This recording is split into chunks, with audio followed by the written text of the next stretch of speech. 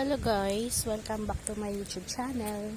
Nandito ako ngayon sa aming taniman. Update ulit sa pinunla kong nung tinransplant ko yung mga talong noong nakaraang linggo. Ito na po siya. Naglagay ako dyan ng labanos. Ito na po yung mga talong, nabuhay po. Ayan. Saka ito. Ayan, labanos, talong. At nagtanim kami dito ng santol. Anong santol nga to? Ha? Ha? Ano to? Thailand? Tapos, meron ako, andito yung mga yung okra, yung labanos, okra, malayo ang pagitan ng okra dahil gagawing balag yan. Ayan yung talong. Tapos sa kabila, wala. Dito meron. Ayan, may talong sa kabila, buhay. Buhay ang talong. Yan. Mga maliliit pa ang iba. Madaming damo. Bilis mabuhay ng damo. Samantalang yung ibang talong naghihingalo. Ayan, buhay ang ibang talong. Yan, ang mga talong ko, buhay. Yan o, talong. Yan, talong.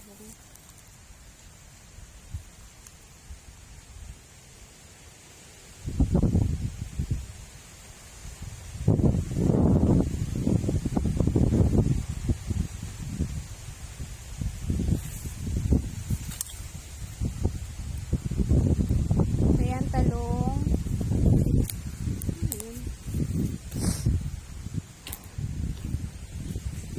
Yan ang talong,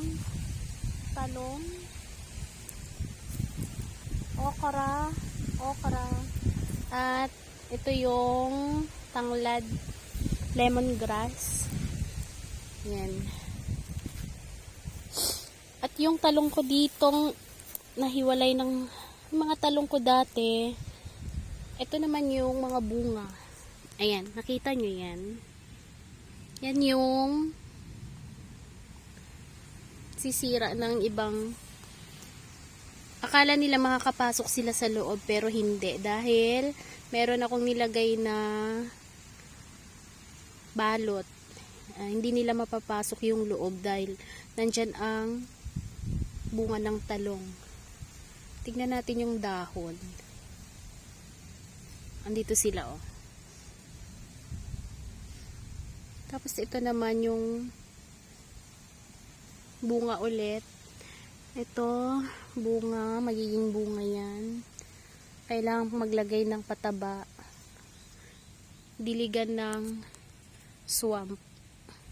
Ayan yung bunga ng talong. Binalot ko na siya nung nakaraang linggo para hindi ako maunahan ng mga insekto. Kailangan ko na siyang anuhin mamaya. I-harvest para hindi siya magulang. Baka mahuli ako pagbalik ko dito, matigas na. Naalala niyo dati yung inisprayhan ko ng perla, yung chili. Ito yon oh. Yung chili garlic na may perla. At ito. Ito pala yung yung una. Ito yung panibagong dahon niya. Wala nang butas gaano. Ito yung luma, maraming butas. Tsaka ito. Ayan. Ito naman ang napakaliit lang, ilang dangkal. 1 2 2.5 dangkal, may bunga na. Ayan no. Tapos ito may mga bulaklak. Ito din, baliktad, 2.5 dangkal lang yung puno niya, pero namumulaklak at namumunga na. Ayan. Ayan, oh. Tapos, meron akong hindi nabalot noong nakaraang linggo. Buti na lang, hindi ako inunahan ngayon ng mga insekto. Safe pa rin siya. Wala siyang butas. Kaya, ang galing. Yan, organic yan. Ang lambot. So, i-harvest ko na ito mamaya. At ito naman yung sili. Maliliit pa. Siling panigang. Ayan yung mga bunga. Ito maliit. Ito 2 dangkal lang to eh. Namunga na siya at meron na siyang bulaklak. Ayan yung bunga niya oh. Ito yung sili. Ito yung okra. Wala pang bunga. Ito naman yung talong. Yung nakaraang linggo, maliit pa lang to siya.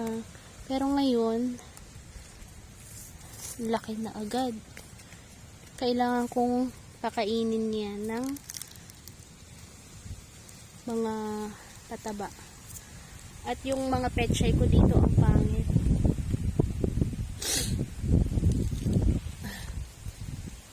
Ito tuloy-tuloy ang pagtaba niya oh. Tuloy-tuloy yung padlaki niya, yung dahon niya ang laki. May bunga, may ano na rin siya dito. Ayan, ang dami niyang bulaklak. Itong nag-iisang puno na to, lalaki pa to. Bibigay ng maraming bunga yan. Kakausapin ko yan siya na mamunga ng marami. Ito oh. Ay, lumipad. Yung kumakain ng dahon, lumipad siya. Yung para siyang ladybug na mahaba ang uso. Ito malnourished na talong, napabayaan. At dito naman yung labanos. Ayan yung labanos. Oh. Malaki na siya. Yung isa maliit pa. Ito. Parang ano yata na peste. Ayan, nasira. Nalata yung ano niya, yung laman. Meron ako ditong daikon sprouting radish. Ano siya, bigay sa amin ng mga admin ng isang grupo. May sinalihan akong grupo na nagbibigay ng mga libreng seeds, kaya binigyan kami. Ito din oh. Ayan siya, Chinese radish din siya, pero Chinese rose ang nakalagay. Yan, ipupunla ko yan. Kaya lang yung iba nakakadismaya kasi kinakain yung mga dahon. Ito yung bagong lipat kong sili noong nakaraang linggo. Ito oh. Nagpapakita na ng ano. Yan, bunga lang ng bunga. At tignan ko dito yung mga pinunla ko pa noong nakaraang linggo. Ito kamatis to dito. Yan, kamatis. Itong flat na to kamatis, mamaya maglilipat uli ako. Ito yung tinanim ko nung nakaraang linggo. Tumubo na siya. Ito, yung sitaw. Yan yung sitaw nung tinanim ko nung nakaraang linggo. Sumibol niya. Yan. Sibol sila lahat.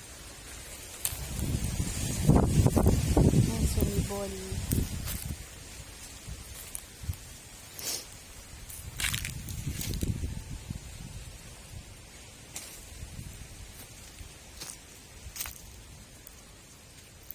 Yan, dito kulang pa ng pananim dito. Ayan yung mga sitaw ko.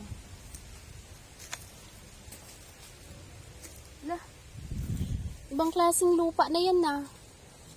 Hindi na yan, hindi na itim. Wala nang nutrients yan. Baka may gold na yan dyan. Ibang lupa na yan, no? Huwag mo nang hukayin. At dito naman sa kabila, ito yung nauunang punla. Kamatis. Ayan yung mga kamuting kahoy, buhay na sila. Ito yung mga pipino.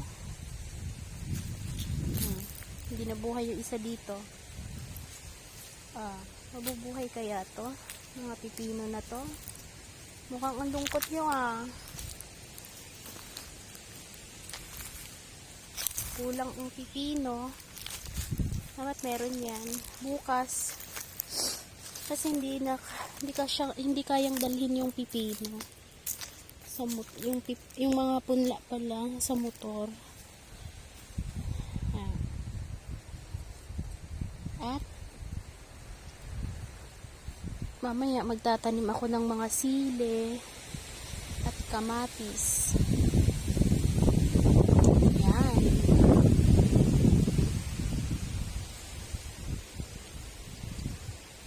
Doon naman sa kabila ang sigarilyas.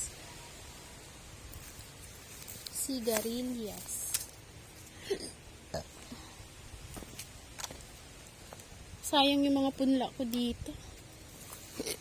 Ito naman yung mga sigarilyas. Yan. Ang puno nito ay 5 lang yata dahil nabunot ko yung ibang punla niyan. Hindi ko alam na sigarilyas. Kala ko damo. Ay mga pechay ko namamatay. At yan, mamaya magtatanim uli ako. Ito yung paligid. Sarap ng hangin dito. Ayan yung langit. Mukhang uulan.